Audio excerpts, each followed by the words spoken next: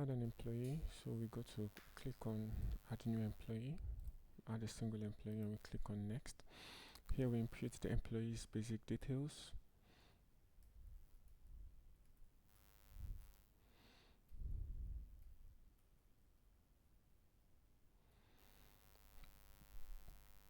And their email, whatever email you're using, the system is going to automatically send them the password. So you don't need to cram the password, or you need to or write it down somewhere.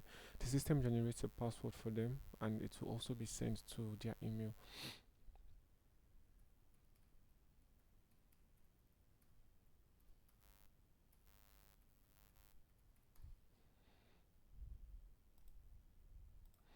Gender, select gender, date of birth, just the basic information that will be required for an employee.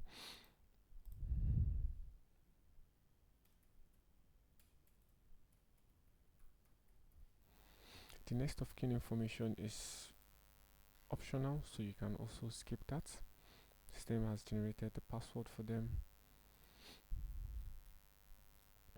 The job position, you could include their job position and all the necessary information that is required.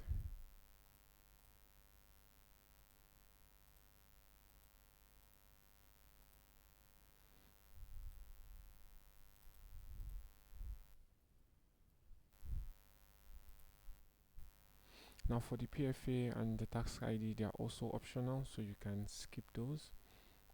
Then you click on confirm add employee, and it shows you the employee has been added successfully. As you can see, we just have Jane Doe that was recently added to this section. Now say for example, since I am still the super admin but I am an employee, what this means is I can view my profile and make some edits or some corrections there to ensure that it is in line with the way it is meant to be. So say for example, I am the line manager of these two employees. So all I need to do is view their profile. I go to their org info, I edit the information.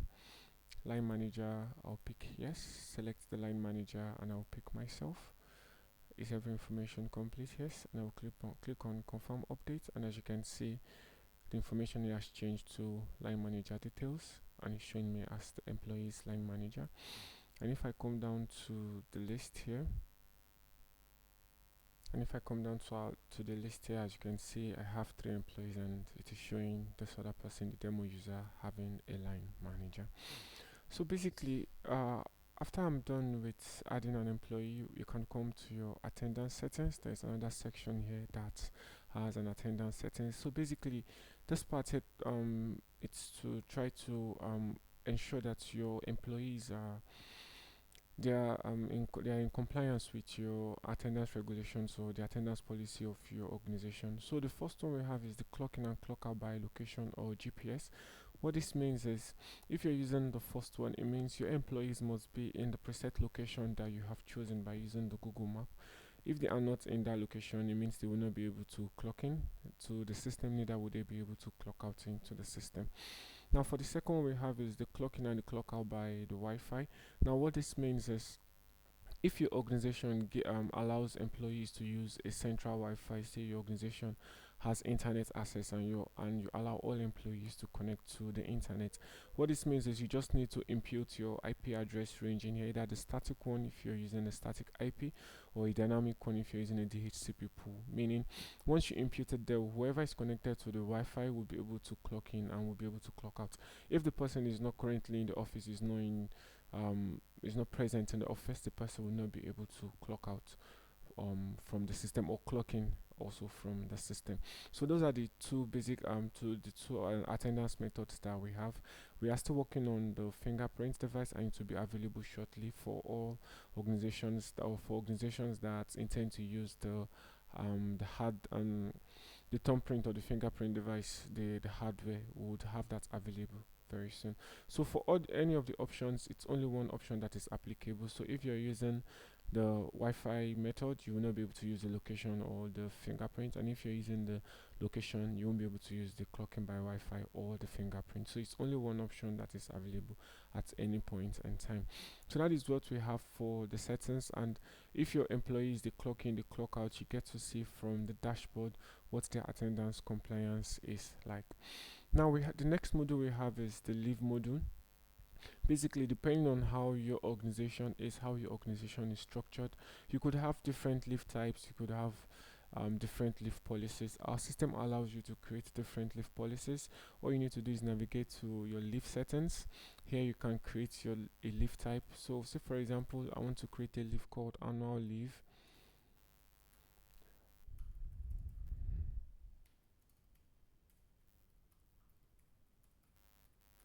How many days do I want to give? So say I want to give it 15 days, and I'll click on save changes. So once I've created that, it shows on the system annual leave. I can create as much as I want.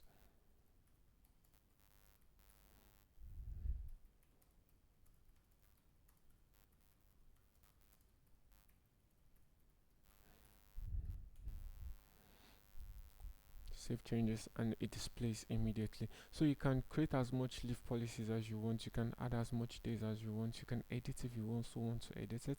By clicking on the option button, you can edit it, you can delete it, you can deactivate it. Depends on how the policy of your organization is. Also, employees on leave basically gives you an overview of your employees that are currently on leave for that particular day. Just lets you know, it gives you a broad sense of your current workforce or your current employee work for strength at that particular point in time. So if you see leave requests from various employees and you want to understand if you should approve or you should reject, you can easily visit the employees on leave section. That way you get to understand if you should approve or reject, so you don't reduce your workforce at that particular point in time. Then for the leave history basically just shows you a brief history of all your employees or on leave, the requests, your pending requests, your approved request, and your rejected request. The pending leave just shows you the leaves that are currently pending. Then for the leave allocation, it enables you to allocate leave to multiple employees at the same time. Say for these three employees, I want to allocate leave to them without having to go through the manual process of giving it to them one by one. I can just select all of them by using this checkbox here. I will select the leave type, annual leave, how many days. I've already allocated 15 days to this, so the maximum I can allocate at any point in time is 15. So let me see, I'm giving them 13 days to these three employees, and I'll click on allocate leave, and that is it. I've allocated 13 days of leave to them already. So that's basically what we have for the leave section. Then the next section we'll be going to is the expense section. So basically in all organizations we have three types of expenses. We call them the type 1 expense, the type 2 expense, and the type 3 expense. The type 1 expense is an expense that is owned by the organization and is paid for by the organization. Say for example, the normal data you use in the organization, you run out of data, the organization has to pay for the data. So say you have the head of procurement, she's the one in charge of getting data once the organization is out of data. All she needs to do is buy the data using the organization's card. Now, since I'm saying this is a type 1 expense, it's because it is the data for the organization and it is paid for by the organization. So that is a type 1 expense, an expense that is owned by the organization and is paid for by the organization. Now, a type 2 expense is an expense that is owned by the organization but it is paid for by an employee. Say, for example, the same procurement, the head of procurement department, she tried using the organization's card to subscribe for data and the network keeps bouncing or the card kept it was declined, the transaction didn't go through. Now, due to business continuity, she decided to use her own personal money to pay for the data. Right now, she needs to log this complaint in and she has to be reimbursed at the end of the month. So that is a type 2 expense. The type 2 expense basically says it's an expense that is meant that or that is owned by the organization, but it is paid for by an employee. So the employee needs to be reimbursed either during the off cycle or during the pay run period. Now, the type 3 expense is an expense that is meant for an employee but paid for by the organization. Say, for example, the head of human resources, she traveled to Lagos to close some deal or to or for an event, right? She went for an all-paid expense trip, paid for by the organization. Both her lodging, her transportation, her feeding, everything has been paid for by the organization. Now, during the course of her being in the event, maybe something happened along the line. She decided to take herself out to probably have fun or to unwind. Now, in the process, she tried paying for her expenses using her own personal card, but it kept being declined or it bounced, right? Then she recalled that she has the organization's card with her and she used the organization's card to pay for her own personal expense. Now, what this means is that there has to be a chargeback on her account. She needs to refund or she needs to reimburse the organization. So that is a type 3 expense. It's basically saying an expense that is meant for an employee, but it is paid for by the organization. So that is what we have for the three types of expenses. Now we also went further to say not everyone on the system should be an expense approver. Not everyone should be able to approve expenses. So that is what we have for the expense approver here. So add a new approval, you click on the add new approval button. You select your manager. There is just basically one manager on the system currently. You add the approval amount. How much do you want this person to be the person's maximum or the highest selling the person can approve? So let me say I'm giving this person 100 or 10,000.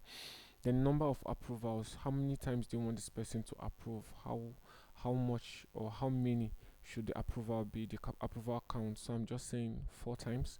Then the frequency, how do you want to reset it? If you're saying this person, the maximum approval should be 10,000 and the maximum approval count should be just 4, do you want it to be reset monthly or you want it to reset yearly? But I want mine to reset monthly, so I'll choose the monthly. So meaning at the end of every month, it's going to reset and go back to the 10,000 and the 4,000, irrespective of what has been approved the previous month.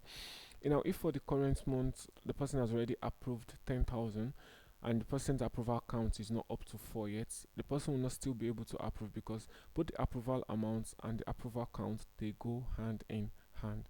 So if I click on add approval, this adds the employee or the manager here as an expense approver, while the expense history basically shows you everything you have in your history, both from the all submissions, the pending submissions, the approved and the rejected. The next section we have is the performance section. Basically, the performance section talks about everything that has to do with performance appraisals, talks about the widely important goals, the job descriptions, the IPRO, the IDP, the 360-degree feedback, and the performance bonus. Now, this is the dashboard of the performance module. So for the weeks are called the widely important goals. Basically, they are just targets that an employee or the organization should meet as a whole. It means that it's just like a call to reminder, a call to action to say this is where we need to be, this is where we are currently, this is what we need to do in order to get to where we want to be or where we are supposed to get to. That is what the weeks are for. So to assign a week to an employee, all you need to do is click on the add week button. You add your week title, you add your week description, you pick out the target closeout date, you add the monetary value and the non-monetary value, if any. The non-monetary value could be maybe to bring in a particular number of people, or it could be to increase your staff count from a particular number to a certain number, or to reduce it. While the monetary value is in terms of how much revenue you need to bring in or how much you need to change from a particular position to the next one.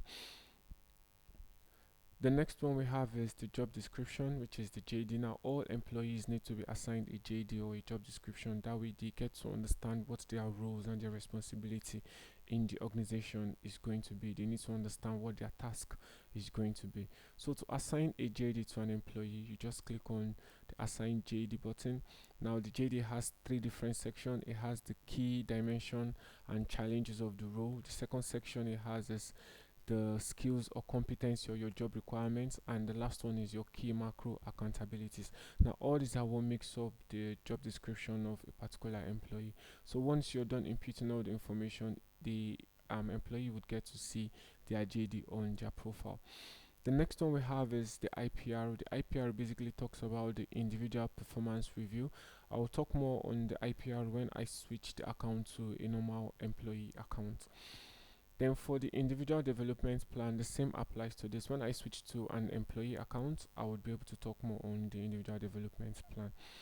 Now, the 360-degree feedback is basically saying it's an appraisal, more like a survey that you can send either to the organization or to a particular pair or to a particular department or to a particular individual to understand maybe their work ethics, their performance reviews, their self-evaluation, whichever survey you want to or appraisal you want to carry on any particular individual at any point in time.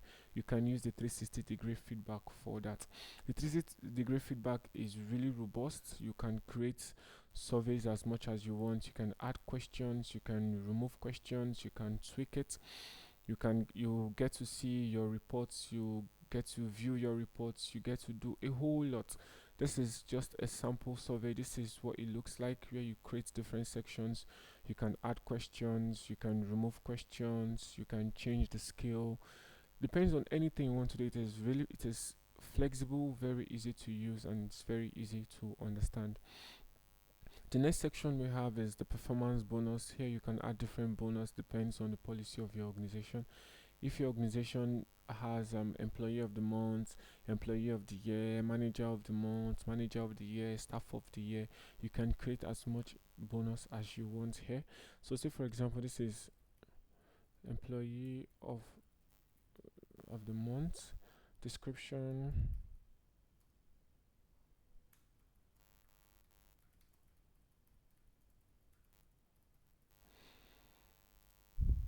So once you add a bonus, this is how it displays on the system. Then the next section we have is the payroll section. Now basically the payroll section it enables you, it helps you to pay your staff salaries into their direct accounts, their direct bank accounts. It helps you to ensure that your your statutory deductions from your tax to your pension to your NHF, your NHIS, the system is going to do all of that for you. Everything is done at the background. You don't need to start bringing up your Excel sheet or start manually calculating anything. The system does all the calculation for you. So this is what the wallet section looks like. This is the wallet balance. Wallet balance shows you how much you currently have. We have the total deposit, your total payouts, and your pending payout. Now the pay run section talks helps you generate your pay run for that particular month, or for it could be for a previous month, or it could be for the current month, or for a future month. To generate a pay run, all I need to do is click on generate manual pay run. I can select either I select for all staff or I select for individual employees. I have just for Jendo and also for demo user, and I click on the next button. The pay run period, I want to do it monthly. I want to do for the month of November 2024. As you can see, it's saying I'm generating the pay run in a period in the past because we are in December and this is for November. Note for pay slip. Now click on confirm generation, confirm. As you can see, the pay slip has been generated, but since it was for a previous month, I will need to go to my calendar to pick a different date.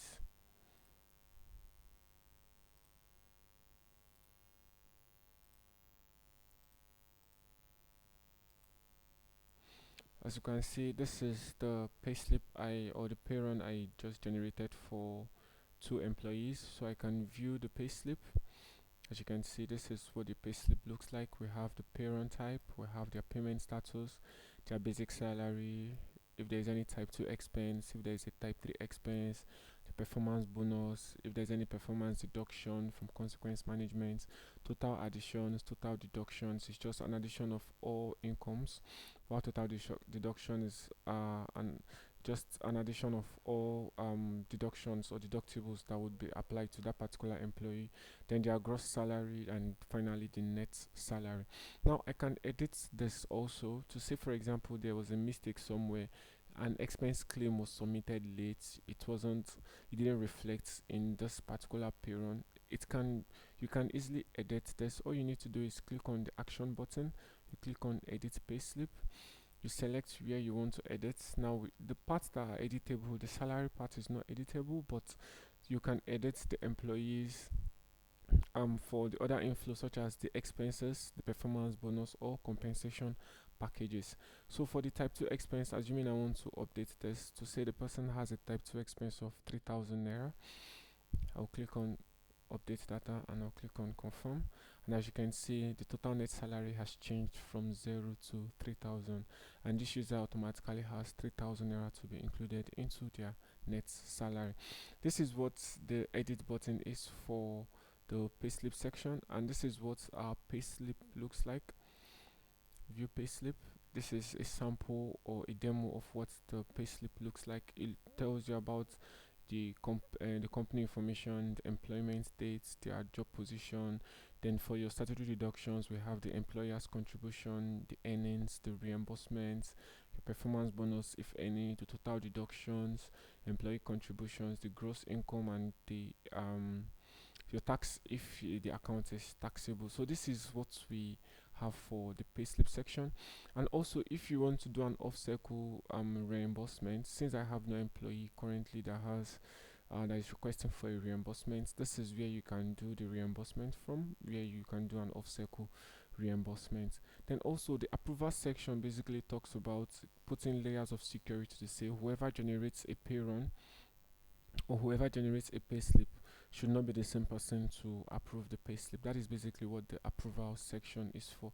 To say, okay, I want to add a layer of security to say for any time a payroll has been generated, someone else needs to approve it, just for audit sake and for clarity sake, to ensure that everything is in tandem with um that there's no mistake rather in the pay run generation. Then the settings that we have here also takes us back to the settings we saw in the initial part where we're setting up our organization, where you input your test keys, your live keys, and you select your payments platform.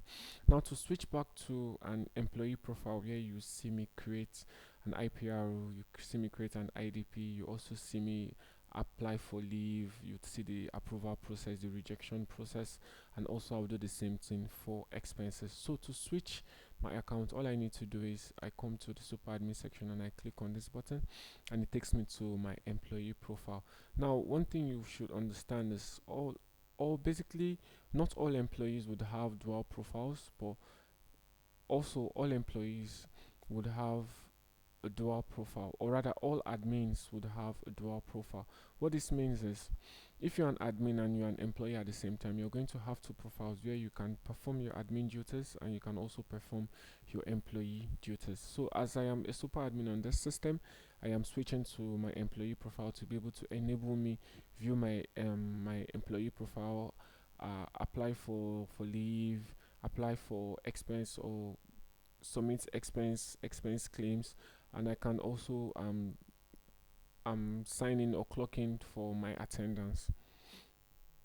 So to start with, I will start with the attendance section. For this profile, this person is a general user line manager. So as you can see, the person has two profiles or two sections here. The person has one saying approver and the second one saying self. Now what this means is for any line manager that has people reporting to him, they are going to have an approver section. This means they get to see everyone reporting to them, they get to view their direct reports. So now say for example, if I click on the approval dashboard, I would get to see that I have just a single employee working with me.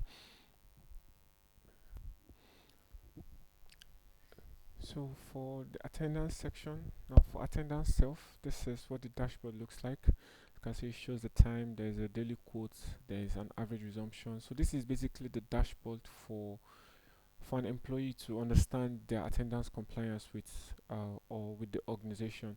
So if I want to clock in, all I need to do is click on this button here and it shows you just clocked in, and the system is going to calculate how the clocking is. It's going to show you the time. I can click on attendance history, and as you can see it shows me as late here because I just clocked in 3:19, and the settings we initially did was for 8 a.m. in the morning. So the next one I would go to is the leave. Let me start from the leave section, the leave itself. Now this is what the leave dashboard looks like. I have 13 days allocated to me. I have used 0 from it, and this is the dashboard saying 0 requests. I have 0 pending, I have 0 approved, and I have 0 rejected. So I would like to apply for a leave. Leave type is the annual leave. As you can see, the system displays how many days you have there. If you have more than 5 days, it shows as green, but if you have less than 5 days, it shows as red. The leave title, trip to Bahamas. I intend to travel tomorrow and I intend to return on Friday.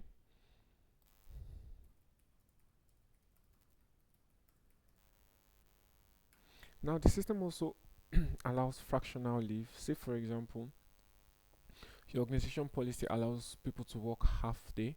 So now that's why we include here to say if the start time and the end time is greater than 4 hours, the leave is going to be counted as a full day. Meaning if someone is applying for a half day and the person is saying, okay, I would be in the office uh by the person is meant to say, for example, the person is meant to be in the office by 8 and the person is meant to leave by 12 o'clock. Now that's a half day leave. Now if the person is saying, okay, I will not be coming to the office from 8 till probably 1 or 2 p.m., it is no more a half day leave. The system automatically converts that to a full day because it is already greater than 4 hours. So this is me applying for leave, and I would submit this request, and as you can see, the metrics on the dashboard instantly updates itself. I have one request sent and I have one pending request, and the leave title is trip to Bahamas starting from Tuesday till Friday. So the system calculates the start time and the end time. If it's a single day leave, you pick that day for the start time and the end time. If it's a 2 day leave, you're going to pick for the first and the second day, because that's the way it calculates it to ensure there is consistency in its calculation. Then also the leave history basically just shows you a history of all your leave requests.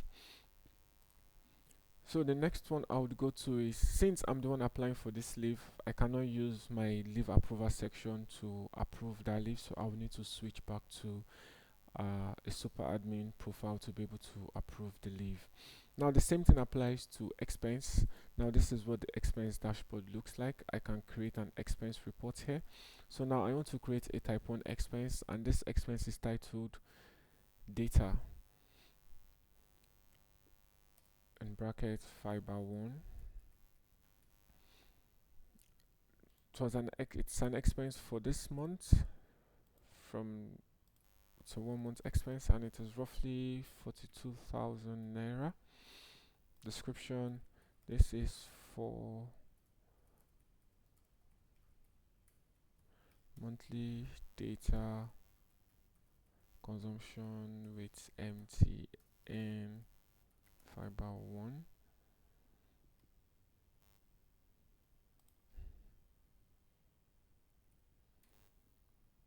And the system would ask you to upload an image, so whoever is going to be approving this or rejecting it would have a clear proof to say, okay, this is why it has been rejected, or this is why it has been accepted. So documents,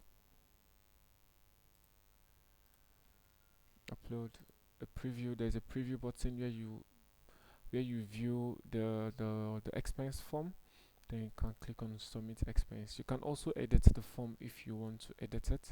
Now there's going to be always be a prompt for every action you take on the system. There's going to be a prompt to let you know that the process has been successful or is successful. So we have the submitted expenses, the approved, the pending, and the rejected. So this is a type 1 expense. I can delete this expense, I can view the expense. So I would create 3 different types of expenses, so we get to see the effect it would have when we are doing a pay run or when we want to do an off-cycle reimbursement. So let me create a new one, a type 2 expense, data IPNX for this month, 50,000. This is for IPNX.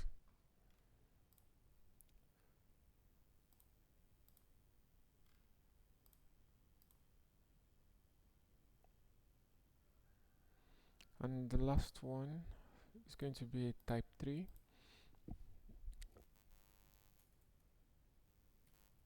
Lagos outing.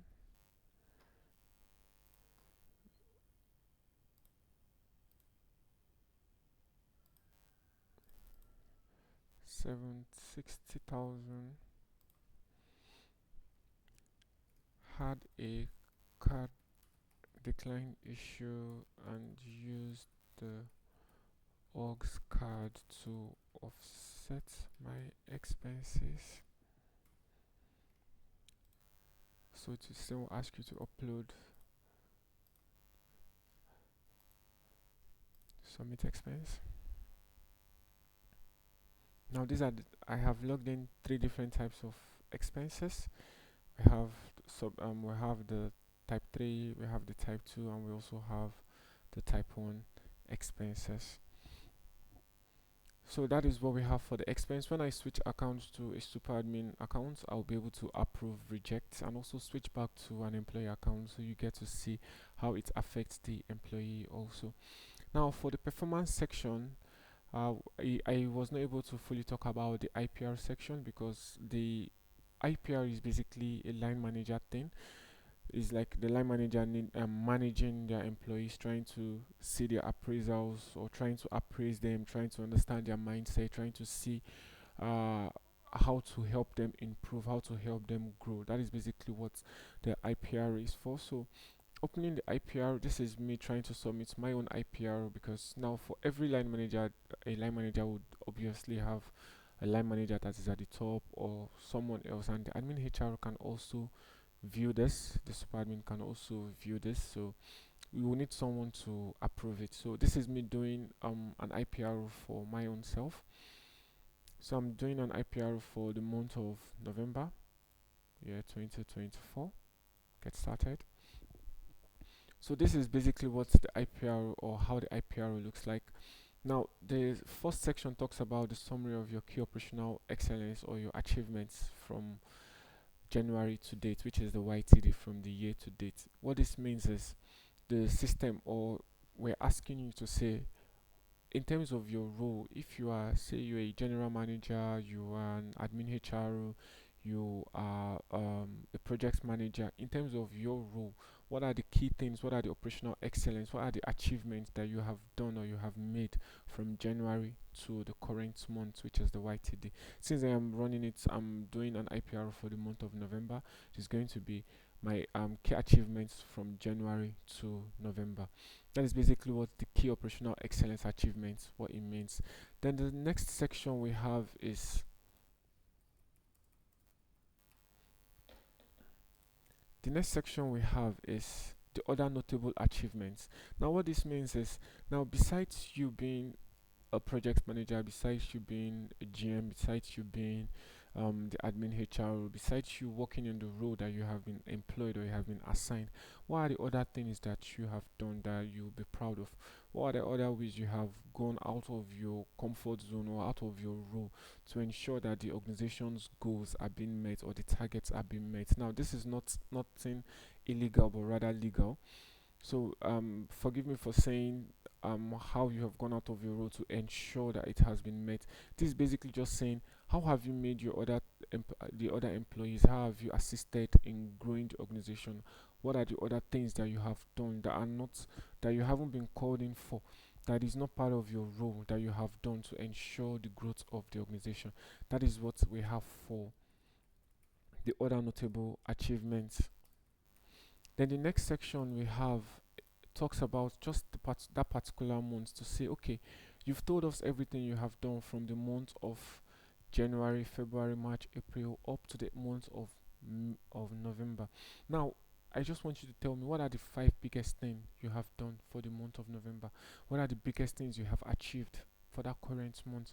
What have you done? We don't want you to ride on the oars of you've done this, you've done that from January to November, but just rather tell us for that November, what have you done?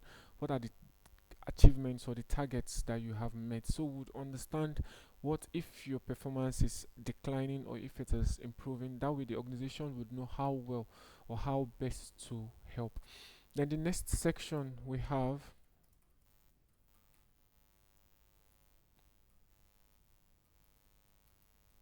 The next section we have is the biggest areas for improvements in the coming months.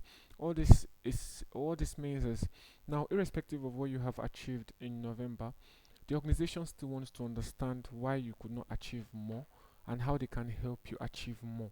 Or even if you achieved more, they want to understand how they can help you to achieve more than you have achieved. That is basically what the next section here talks about. Your biggest areas for improvement in the coming months or in this current month we are in, which is December. How do you want to get better? How do you want to beat the record that you had for November? How do you want to improve, or how do you want to maintain that performance? That is what the section here talks about. So you also impute the information accordingly for the key improvements or the biggest areas you want to improve. It could be in terms of the org needs to put some certain things in place. It could be in terms of you need trainings. It could be in terms of you need anything at all. You can impute that information here. Then the last section talks about the balance scorecard. Now basically this balance scorecard is asking the employee to stand in front of the mirror and assess themselves. Now, if you recall, the step two was backward looking. Step three looks at the current month. The step four is forward looking. Now, step five is just saying, okay, now I want you to look inward and tell me, okay, just give yourself a score. Now, from step one to step four, everything has been for the org. It has been for the org, for the org, for the org. Step one, did you reach your target? Step two, your operations. Step three, your achievements for that current month. Step four, how you want to improve so you get better in the next month. If you notice, they're all for the org.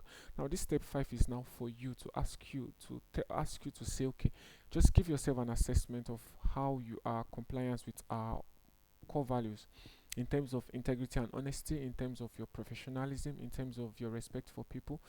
Just give yourself a score. How well did you perform for that current or for that previous month, for the month of November? How well did you perform? How well were you professional enough? Did you respect people enough? How was your integrity? How was your honesty in terms of delivery, in terms of um, relationship with other people in the organization? That is basically what this section talks about. And each circle here, it's 10 points. Each circle has 10 points. So, say for example, I want to give this person 333. So I would close this, which is 90 points. The next one talks about your achievements of our business and project goals. Now, in terms of, say for example, you're a project manager. In terms of your delivery, what are your alignment and delivery to the project scope, to the project timeline, to everything that we have discussed in the budget, in terms of the project scope, in terms of the project charter documents, everything that we have talked about. What is your alignment and delivery to those project goals? In terms of on schedule, do you deliver them on time? Do you get them on time? Now, it's going to be entirely different if you say, okay, yes, I am aligned to your goals, but I don't deliver on time. Now, everything here works hand in hand. Some people might deliver a task on time, but what is the quality of that task? Is it up to scratch? Is it something that the person has to rework again over and over and over before the person would get it right? That is basically what this achievement to business and project goals talks about. So I'll still give this person a score of 90. Then for the last section talks about personal accountability and growth. Now the same thing we have for the step 1 to the step 4, where everything is org looking. The same thing is similar to what we have here also. If you notice, the compliance with our core values is for the org, achievement of business goals and project goals is for the org. Now the personal accountability and growth is inward, is for the employee themselves. Now this talks about your punctuality rate. How early do you come to work? Now, punctuality doesn't just deal with you coming to work early. What about having meetings? Yes, they say we have a meeting by 8 o'clock. You're strolling into the meeting by 8:10 or by 8:15. Now, that is part of punctuality. Now, the next one is I earned my pay for the month, meaning did you deserve the salary or what you're being paid? Did you truly deserve it? Did you earn it? Did you work for it? Then I leverage the 4Y to grow. I leverage the 4Y to grow talks about the growth opportunities that comes your way. Say for example, you are the HR admin, but the project manager perchance was not in the office that day, and there's a document that was really important to be developed. Say for example, a project scope document. They just need a straw man to use, but the project manager was not reachable. You got called and you were able to help them prepare such documents. That is the four why to grow. Meaning, are there opportunities that you're seeing in your organization that you're picking, that you're latching on, that you're using to upskill yourself? That is what we mean by I leverage the four why to grow. Then I personally developed others. Do you go out of your way to assist your teammates? Do you go out of your way to raise your head up to say, okay, how can I help? What do you need? Have you fixed this issue? Do you need help? Do you need coaching? Do you need me to come in? Do you need me to explain it? That is the I personally developed others. It means you want to be a team player. You want to ensure that everyone around you, everyone surrounding you wins at the same time. That is what the personal accountability and growth is for. So I can give this person 30 all through and close. So once you're done doing that, you can preview this. As you can see, I have a total score of 300. The percentage is 54. My ranking needs to be improved. I can close the preview and I can save this, save and continue. As you can see, I have submitted the balance scorecard. The same thing applies to the IDP, the individual development plan. So I can submit an IDP. The first step, it shows you the basic staff information, the staff ID, job position. I've not imputed this employee's full information. That's why you're saying no staff ID, no job position, but the manager's name, since I am my own manager. So I can click on continue. So we have two different sections for the for the IDP. So we have the professional or technical competency. Basically, this part talks about their strengths, right? Now, their professional and technical competencies means what they know how to do the best, what they know how to do well. Now, it talks about the strengths. You have areas for development and actions to address, meaning actions to close out that gap. How do you want the organization to help, or how do you intend to help yourself close that gap? The next section we have is the leadership and the executive capabilities. It talks about the strengths, it talks about the areas for development, and also the actions to address such also. Then the last part is the key macro accountability, which talks about the short-term and long-term plans. Now this talks about the employee's career goals. Okay, for your short-term plans, what do you have in place? And for your long-term plans, where do you see yourself in 2 years, in 3 years, in 5 years? That way the organization can know how well to plan either around this employee, or they will know how to do after this employee would have left the organization. So this is what we have for the IDP. So now to switch back to the super admin profile, so we can see our leave and our expense requests.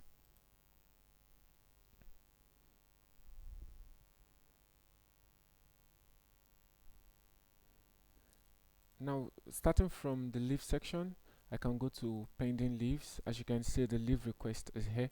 So we structured the system in a way to say for every leave that you would be approving, you do not need to give a comment to the approval to say, okay, you've approved for this person. You don't need to write a comment for approving this. But for every leave that you would reject, you need to give a comment. That way the employee understands why this leave was rejected, what the person needs to do differently. It could be to say maybe you're short staffed at that particular point in time. You need the person to pick in a new date, or to extend the date, or to shorten the period, the leave period, due to some unforeseen circumstances. That is basically why we made it we enforce the whoever is going to either reject that particular leave request or that particular request, to ensure that the person gives a reason for the rejection. So for I would reject this to trip to Bahamas. I would tell the employee we are currently short staffed.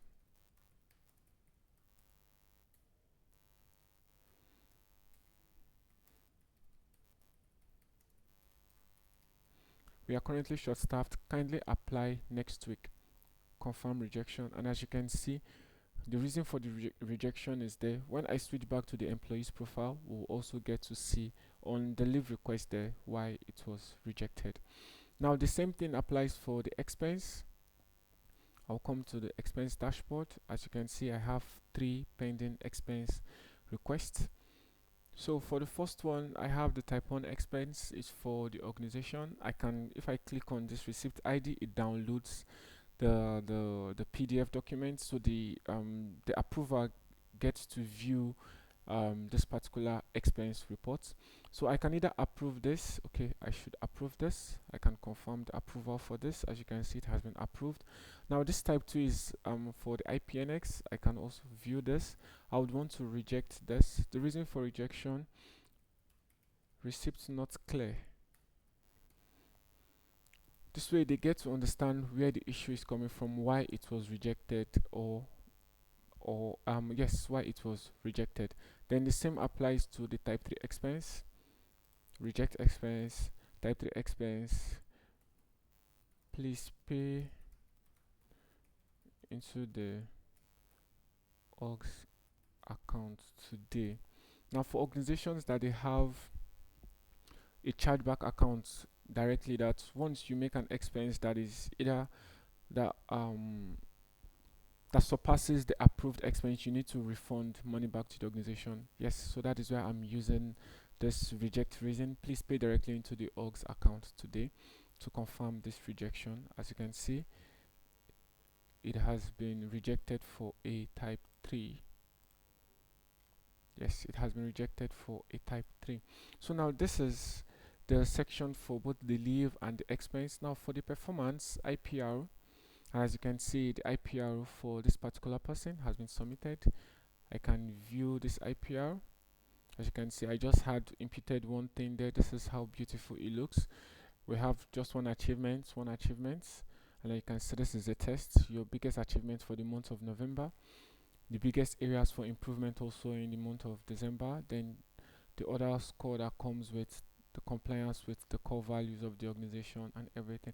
And also, if you want to apply, you recall that we created some bonuses initially. You want to apply a bonus to this particular person, assuming they are the one that's one employee of the month, not because of the score that they gave themselves, but because of you've seen their performance. They keep on they are a top performer. They don't just do a flash on the pan one time super wonder. No, they have always been consistent. You can apply a bonus to them. See the bonus type, employee of the month, enter comments for March, rather for November. Now bonus or a deduction, is here a deduction? Now it's a bonus, right? So a bonus is going to be, let me say I'm giving this person 100,000, confirm bonus. As you can see, if I scroll down to this part here, as you can see, employee of the month, monetary value 100,000 for that person. And if I want to remove this also, I can easily remove this. Now to see the impact that this would have on the payroll, let me come to payroll, pay run. Let me regenerate a pay run for the month of November. All employees. Let me do for all employees. Pay run period monthly for the month of November 2024.